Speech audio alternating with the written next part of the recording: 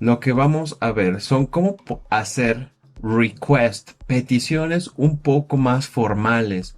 Para esto vamos a tener oraciones base que vamos a seguir su estructura, vamos a seguir un orden, vamos a identificar los distintos patrones que tienen las oraciones, qué auxiliares usan, qué palabras clave contienen y así poder realizar más oraciones.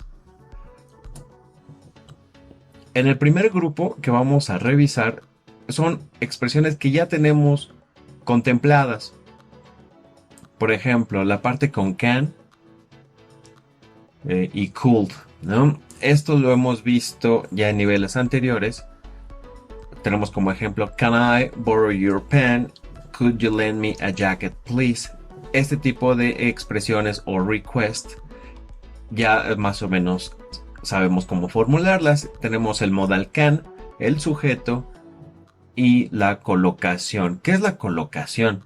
La colocación es un verbo acompañado por un complemento en un orden específico. Ajá. O sea, para borrow siempre va a estar acompañado de algo común que sería prestar, ¿no? Que son las cosas que tú normalmente pides prestado. Ajá. En este caso puse ejemplo como borrow your pen and lend me a jacket. Ahora, entonces, ¿qué es lo que tenemos que hacer? Seguir el orden de las estructuras para poder generar las propias. Por ejemplo, con can I borrow your pen, yo puedo decir can I borrow your phone, can I borrow your computer, X cosa, pero sigo en la misma estructura base, ¿vale? Entonces tengo que identificar cuáles palabras se quedan y cuáles se pueden cambiar, cuáles se pueden sustituir. En el segundo grupo de request tenemos primero la primera parte con preguntas con if, pero se realiza la pregunta en un tiempo presente. Is it okay if y do you mind if. Después de eso se pone un sujeto, ¿no? Que normalmente es el I. Es lo más común utilizado en este tipo de preguntas, formulando este tipo de request. Y el ejemplo sería, is it okay if I use your phone? Entonces veo que la segunda parte, después del sujeto, el verbo está normal en presente. Is it okay if I use your phone? Do you mind if I use your laptop for a minute? Entonces, eso es lo que nos ayudaría a identificar este tipo de estructuras base. Veo qué tiempos están utilizando, veo la estructura y realizo mis propias oraciones. Eso sería por el grupo número 2.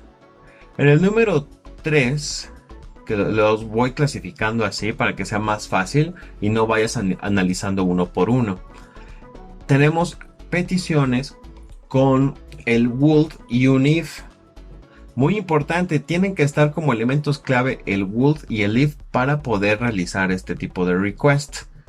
Después de esta parte con would y el if, sigue el sujeto, que igual normalmente este tipo de peticiones hablan sobre tú como primera persona realizando la petición. Y la siguiente parte, el verbo va en pasado. Vemos aquí los complementos compared y borrowed, ¿vale? Entonces, como elemento clave, tengo que checar que la palabra, si aparece en mi primera parte la combinación con would y el if, la segunda parte después del sujeto va a ir en pasado. Ajá. Compared y borrowed. Solamente si aparece would y el if, porque aquí hay una que aparece con would you mind if, y ahorita vamos a ver otra muy similar. En el grupo número 4, ahora tengo would you mind, pero no hay if. Ajá, eso es muy importante, no hay if. Por lo tanto, el siguiente verbo tiene que ir en ing. ¿Te importaría cuidar a mis niños? ¿O te importaría ayudarme? O también significa te molestaría, ¿no?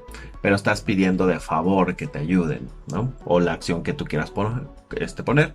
Es muy importante en este punto ya tener cierto conocimiento de las colocaciones. O sea, un verbo que vaya normalmente acompañado de una estructura definida o de palabras muy comunes con con esa acción, con ese verbo, ¿vale? Entonces, esta es muy común, muy utilizada, would you mind y un verbo en ing.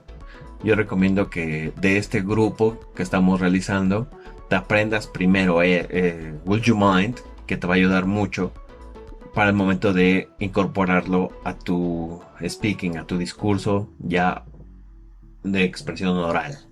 Muy bien, el último grupo tengo la expresión I was wondering if y un sujeto. Ajá, me estaba preguntando si tú, yo o él, lo que sea, tú decides qué verbo utilizar. Y luego acompañado de un could. I was wondering if I could borrow some money. I was wondering if you could help me. ¿Vale? Y esto ya no está formulada como pregunta, es como si fuera una afirmación, una pregunta indirecta, que lo veremos más adelante. ¿Ok? Entonces aquí terminamos la parte de gramática.